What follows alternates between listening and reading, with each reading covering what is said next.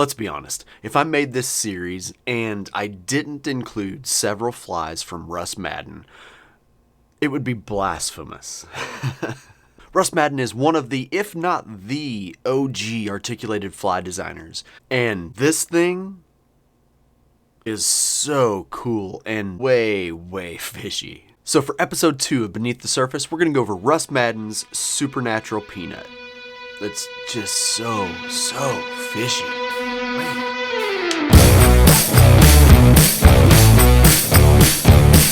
I'm a sucker for a silhouette.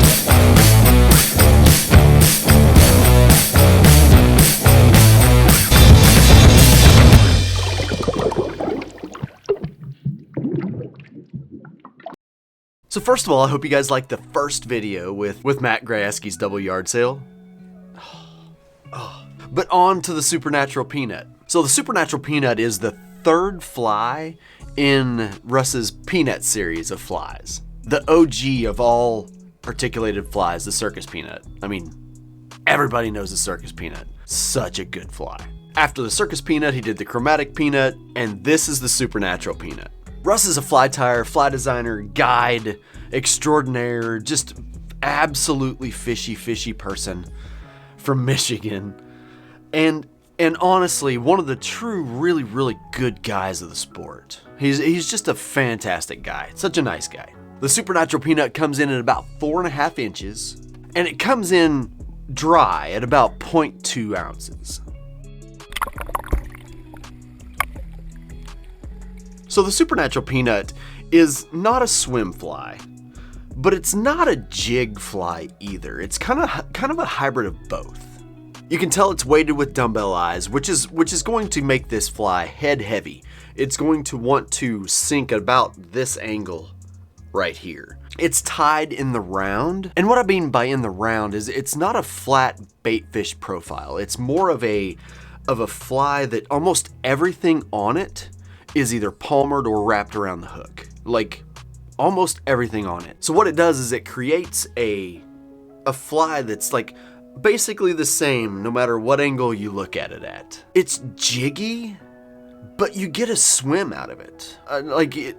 It'll jig, but it'll also cut and swim a little bit too. It's pretty interesting. I really like to watch this fly swim. It is head heavy, so if you are fishing one of these streams that you needed to get down really quickly, it can do that. But what it will do is help itself get to the bottom. It's not like a swim fly that has to have the line to force it to sink. It's more along the lines of a fly that's going to help itself get to the bottom, and then the line will help it either stay there if you're using a sinking line, or if it's a floating line, you'll get a lot of jig out of the fly. So it's so versatile in how you can fish it. It's easy to fish. Some swim flies in particular, they take a little bit of getting used to about how to manipulate them to make them do what you want them to do. This is not going to do that. But it's got a good sink rate to help you get deep in faster water or just deep water, while also being a little crawfishy. Right? So you could fish it in, like, say, slower water that's maybe a little bit more shallow and let it get to the bottom and bounce it on the bottom. You can do so much with this fly. You can't fish this fly wrong. So now for materials. This is where I feel like Russ is like the everyday guy's fly designer. His flies are approachable. They're not hard to tie, but there's really not a lot to them. And I don't mean that as a dig. I mean that as like a really strong compliment. So the rear hook, you can tell that was upside down, it's obviously got a marabou tail, which is super good. Obviously you get a lot of flow and a lot of movement from marabou. Marabou is just one of the best all-around streamer materials ever. Russ is another designer that he's not overly flashy. He puts flash in certain spots. He even has a fly that we're going to do in a little while called the Flash Monkey, and even though it's Flash Monkey, there's not a lot of flash in it. But he does have a little bit of flash, gives some iridescence to it. breaks up the silhouette. Then he either goes with either polar reflector flash or polar chenille up to the head of the fly, which is just another wing, and that wing is more marabou, with some rubber legs thrown in there too. For the front of the fly, obviously it's weighted with dumbbell eyes, and he kicks it off with either the polar reflector flash or the polar chenille, going into a marabou wing, and then more rubber legs, and then the chromatic brush head or foxy brush head. It's one of the two. It's either a chromatic brush head or a foxy brush head. It's just a brush head. There's not a lot to this. It's pretty easy to tie. So what you're gonna get out of this fly all by itself is movement without you having to do anything. There is so much marabou on this fly that it's gonna move no matter what you do. Again, very, very user-friendly. It just helps you. When it's wet, it does lose its shape a little bit, which is not a big deal. It really isn't. As it goes through the strip, it loses its shape, but in between strips, it opens back up. Like we talked in the first video, we don't care mostly what it does through the strip. It's after the strip where good things happen. And this is no different. Great things happen after the strip with this. You're gonna get a little bit of head kick every once in a while. Sometimes you'll even get upward angle head kick, which seems so weird for a fly that has dumbbell eyes, like medium-sized dumbbell eyes. That you would think it would just go like this, and it doesn't. So when it comes to colorways with Russ's patterns, I think you'll notice one thing pretty quickly. He doesn't tie a bunch of patterns that are just in your face, punch you in the face bright. For the most part, Russ's patterns are, I don't want to say subdued, I want to say more natural, with maybe a pop of color somewhere within the fly, typically on the head or a wing or something like that. There's usually a little bit of a pop of color somewhere on the fly. I think there are 4 or 5 different colorways on this fly.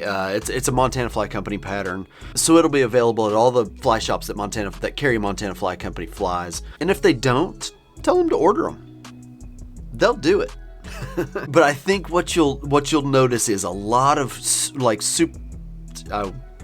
I was gonna say a lot of supernatural colors. Supernatural colors instead of a supernatural peanut. It works. He ties a lot of supernatural colors.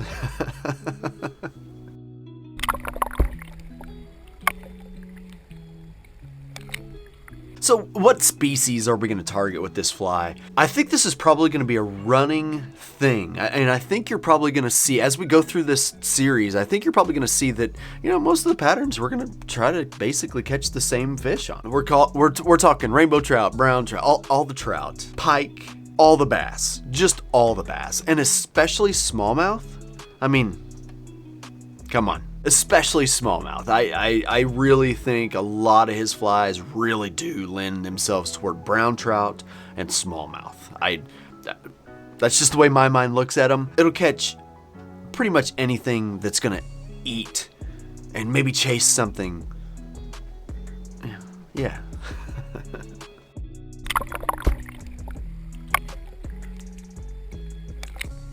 So gear. What are you going to use to fish this? I really think like you could get away with a 6 weight on this. Once this gets wet, I feel a 7 weight through like a 9 weight or whatever you're fishing is probably going to be your best bet. I would lean toward a sinking line, especially for the rivers I fish, which are basically larger rivers. But when it comes to, like I said earlier, when it comes to needing to get this fly deep, it'll help you do it. So it's not like you need a bomber line to get it deep. You can use a bomber line to keep it deep, but a bomber line is not required. You a T3, T6, whatever you would normally fish. Now, where things get cool is I could see you fishing this maybe like on a 6 weight on a smallmouth stream on floating line. Now hear me out. A floating line that wants to stay up here with a fly that wants to sink, when you strip, you're gonna get a lot of this, right? So where my mind goes first is like a smallmouth stream. And I mean, come on, that is going to hammer smallmouth. But for the most part, what you are already fishing on your local streams will work with this. This is the beauty of a weighted fly. If you're only using floating line, you can still just use a floating line with this if you want. If you are using an intermediate line or a T6, you can use those as well. I talked versatility earlier. This is another reason that versatility in this fly and a lot of Russ's flies they're just so versatile. So some key takeaways for the Supernatural Peanut. The versatility, I know I've said that so many times. I'm going to put right here how many times I've said that. But I really mean it. Especially this fly and the whole Peanut series are very, very versatile flies. You can go fish them anywhere. They're easy to fish, nothing to it. They come in good colors with a lot of stuff going on in the colors itself. Like there's a lot going on in this colorway. I really feel like this would be a great pattern to fish if you're on a new stream that you've never fished before. A stream that you've never fished before and you're not 100% sure what flies to use. Something like this fly will help you kind of figure out what is going on with a stream. If they want to fish, if the fish want to eat something that's more swimmy, or if they want to eat something that's just a little bit more jiggy or hybridy, this fly will help you figure that out faster than a swim fly. So thanks for watching this second episode of Beneath the Surface. I'm having a lot of fun with this series. I've already got a lot of stuff in the quiver. This is like I said before, this is going to be a long rolling series. So make sure you subscribe so you know when I throw one of these new videos out. Check out the description of this video. It really will have a lot of information for you.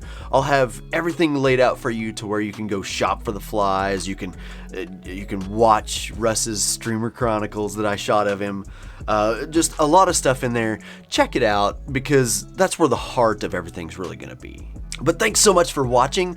The next fly we're going to do for episode 3, Chad Johnson's Sluggo.